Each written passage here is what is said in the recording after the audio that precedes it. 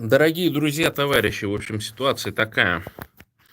4-5 ноября этого года заканчивается лотерея Green Card.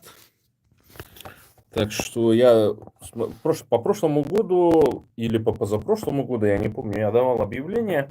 Ко мне обратились человек 10-15 за тем, ну, видимо, за тем, чтобы помочь им оформить грин-карту. Но я не знаю, там вообще проблем нету. Сейчас, если вы через Google Chrome заполняете, там есть переводчики, короче, то есть смотрите, куча обучающих видео там. Многие блогеры каждый год там выводят, короче, что вот так-то я там заполняю лотерею грин-карт и все прочее. Но там единственное, может быть, вопросик по поводу обрезки. Обрезки видео, обрезки фотографии. Я вообще вам советую ходить сфотаться, и там, ну, вот эти чуваки, ну, они бедные, ну, там, я не знаю, какие-нибудь там фотографии, которые распечатывают и так далее. Часто это ИПшники. Например, вот такая там Алганаева за заполнение что-то там 2 рубля берет, короче. То есть у нее там фотография стоит, ну, то есть сделать фотографию, обрезать там что-то 200 или 500 рублей. Ну, то есть, короче, какие-то невероятные цены. С другой стороны, она фартовая. Там, если к ней обратитесь. Ну, и у многих же, ну, что там, 2 рубля это... Там они каждую неделю ходят в ресторан там и так далее. 2 рубля вылетает на бухло, на выпивку и все прочее. В принципе, для многих как бы вообще не проблема бабки заплатить и зарегистрироваться, потому что я слышал, что сайт Green Card, он заблокирован в Рашке, и нужно через VPN заходить. Там тоже целый геморрой сейчас, эти VPN устанавливать там и так далее. Ну, в общем, фишка такая, то есть понятно, что это завтра, послезавтра будет смотреться видео. Сейчас меня один человек смотрит, но я решил все-таки в прямой эфир выйти, на эту тему поговорить. Заполняйте, потому что это самый, ну, то есть от вас ничего вообще абсолютно не требующий способ, значит, постараться выиграть грин-карту. Там есть вот эти байки, которые, типа, ой, ты потом визу не получишь, если а это возникает из-за чего? Из-за того, что чувак, который заполняет грин-карту, он заполняет ее как бы на сайте, которое аффилировано с Министерством иностранных дел. По идее, это лотерея и какие-то там данные, имя, фамилия и так далее, они в принципе могут быть у консула. С другой стороны, когда консул там в 90-е годы, он спрашивал часто у людей, вы играли типа в грин-карту? Многие почему-то по дурости своей говорили, что не играли. Американцы знали, что они играли. И это было одним из оснований не давать визу не потому, что они играли, а потому, что они консулу соврали. То есть они скажи, что да, играл, это же типа лотерея, короче, ну, там, хотел фарт проверить там или еще что-то, короче, или там просто мы всей семьей любим там азартные игры играть, короче, а вдруг повезет. И это абсолютно не значит, что вы играете там, и, допустим, у вас какие-нибудь там родня на траках где-нибудь и так далее, то есть, и вы вдруг на визу запрос делаете, а вам отклоняют. Отклоняют вам не потому, что вы играли в грин-карту, а потому что вы соврали о том, что вы играли в нее. Так что фишка такая, надо играть. Тех же, например, узбеков ежегодно там что-то 7-8 миллионов играет. В Кыргызстане очень полным-полно народу. То есть в этом году я смотрел страны, которые были исключены. Одна из таких стран была Вьетнам. Значит, больше 50 тысяч чуваков за последние 5 лет выиграли грин-карты. И они не могут играть. Для того, чтобы им играть, им нужно переехать в другую страну, отличную от страны рождения. Ну, там целая процедура. Поэтому рекомендую все равно подаваться, потому что у меня ощущение такое, что в этом году бурят еще больше будет. И тех, кто выиграл грин-карты. Так что стоит... И американцы, кстати, очень хитро делают. То есть они как бы для некоторых стран,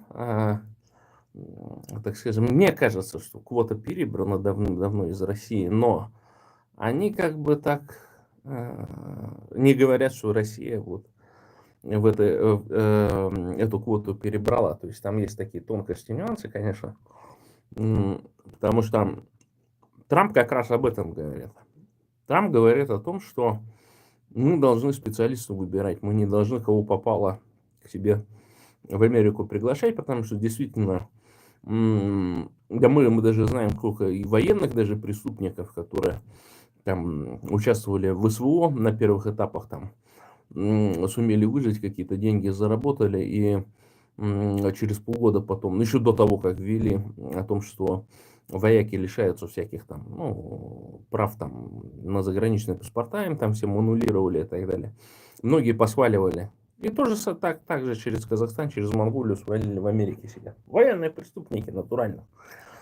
Не говоря уже про всяких там ментов, алкашей, там бывших усиновцев, всяких стукачей режима, вот по типу там, есть один там, который там тоже, значит, обнародовал документы, согласно которому этот человек там на ДИА стучит. Здравствуйте, здравствуйте, еще беседа, откуда вы, привет, из Казахстана, всем привет. Казахи тоже участвуете в лотерее Green Card. Но я, в принципе, ежегодно такой эфир провожу для того, чтобы и моих подписчиков активировать, так скажем, на грин-карту. Я уже там заранее объяснял, что я говорю, то есть есть же такая возможность, ничего от вас сложного не требуется. Единственное, что на белом фоне сделать фотографию, у меня знакомая, она выиграла грин-карту, значит, где-то в доме, там на белой стене, просто сделала фотографию днем. И все, то есть больше ничего не надо. Обрезала там, когда вы на сайт, знаете, как я на сайт захожу? Послушайте. Берете в интернете, вбиваете грин-карта, Википедия. В Википедию заходите, там есть внизу ссылки, статьи. И там официальный сайт лотереи Грин-карт, короче. Туда заходите, тыкаете, и вы попадаете на официальный сайт лотереи Грин-карт. Потому что я более чем уверен, что там Гыбня или еще какие-нибудь жулики в Яндексе или еще где-то создали фишинговые сайты. Вполне возможно, вообще совершенно левые. Там, вы там всяким мошенникам свою информацию будете предоставлять. Я как-то, помнится, значит, в середине 2000-х зашел на какой-то такой же сайт, и там прям вот паспортные данные с тебя там что-то требовали, еще что-то. Я потом начал заполнять, потом думал, а какого хрена? Ну, то есть, перепроверил информацию, и оказалось, что этот сайт, он какой-то, ну, по типу того, что с тебя деньги требуют. В конце, ну, после того, как ты заполняешь, они говорят там, о, большое спасибо, что предоставили нам данные, там, платите $250 за то, чтобы там что-то делать. В итоге, конечно, данные могли попасть всяким мошенникам там и так далее, но, слава богу, я там на середине заполнения понял, что это все фейк. Короче, всю вычистил форму и, в общем, ну, перестал заполнять. Поэтому делайте вот такой трюк. Заходите грин-карта Википедия, заходите в Википедию, там внизу есть список, и там по-русски написан официальный сайт лотереи Грин-карты, и вообще на будущее где-нибудь просто в складке, во вкладке где-нибудь сохраните эту страницу, потому что раз в год она вам будет понадобиться. И самое главное, каждый раз делайте новую фотографию. Я вообще, в принципе, советую в часов 12 дня где-нибудь в светлой комнате на однородном фоне делать просто селфи. Почему 12 дня? Потому что солнце в зените и практически нет теней. То есть, если вот сейчас я здесь буду где-то фотографироваться на каком-то белом фоне, да, вот в этой комнате, например, и вы видите, да, что свет с лампы падает и везде теней полно, такая фотография не подойдет. Поэтому завтра с утра, значит, на белом однородном фоне или на любом другом однородном фоне, но главное, чтобы он был светлый.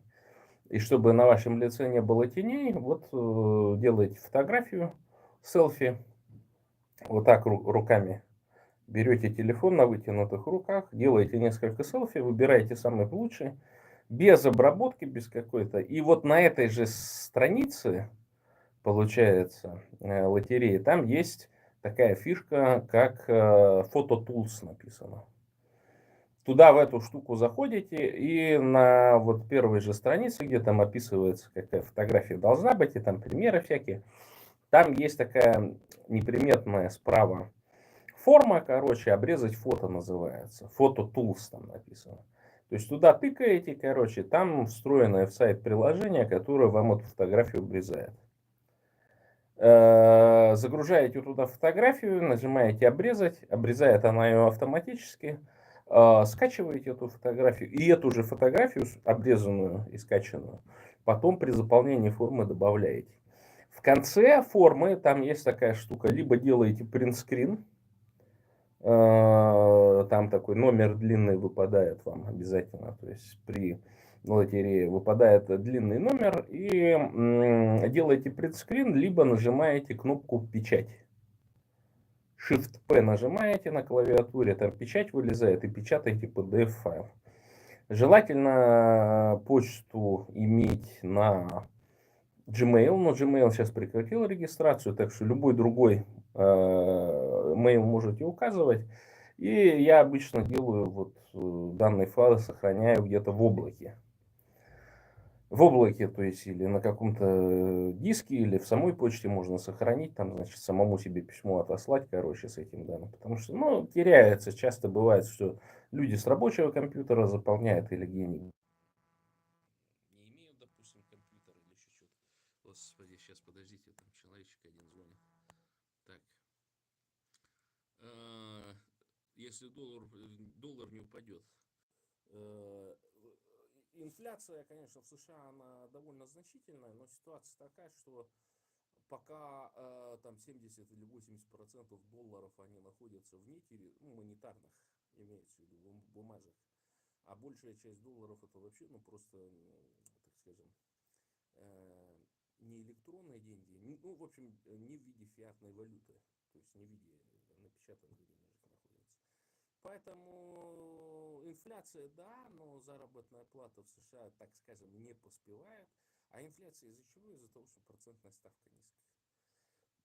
То есть на протяжении, там, начиная, по-моему, с 2008 года, она что-то даже одно время вообще была отрицательной. То есть ты брал, ну, как банк, там, скажем, $1 000 000 у Федеральной резервной системы, а они тебе еще там 15% накидывали за так, короче.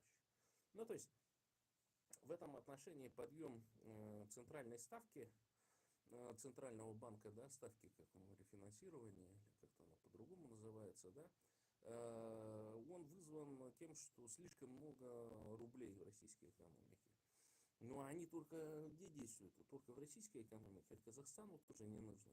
Там же в начале вот войны казахские банки, они прекратили прием вообще любые операции. Почему? Потому что столько рублей туда завезли, вот это все, вот это масса этих москвичей и так далее. Они же там выезжали, это что там, эти бурятошки, ну 200 тысяч, если взяли с собой на карманах, то и то хорошо было. А эти с Москвы, которые валили, да они с чемоданами денег туда в Казахстан заезжали, сразу хаты себе покупали, все прочее, за рубли причем.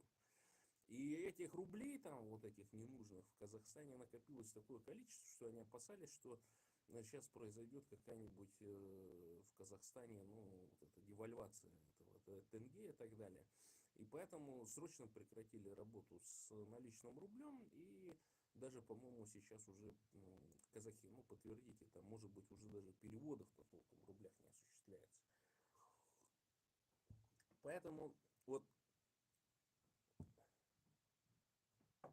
так, еджемы и так. Ну все, друзья, заполняем грин-карту. Делаем все по-нормальному, короче. Кто не может, пишите мне здесь. Здесь на моих ресурсах есть там ссылочка. Можете написать, я вам помогу, подскажу, короче. Может быть, завтра, если у меня будет время, я с помощью программки проведу эфир, где покажу, как что, какие тонкости, какие нюансы. Ладно. Увидимся в следующем году в Нью-Йорке. Бурятия для бурят. Бурятам бурятскую власть. Бурятия от Енисея до Амура. Рашка развалится. Долой русский мир. Бурятия будет свободной.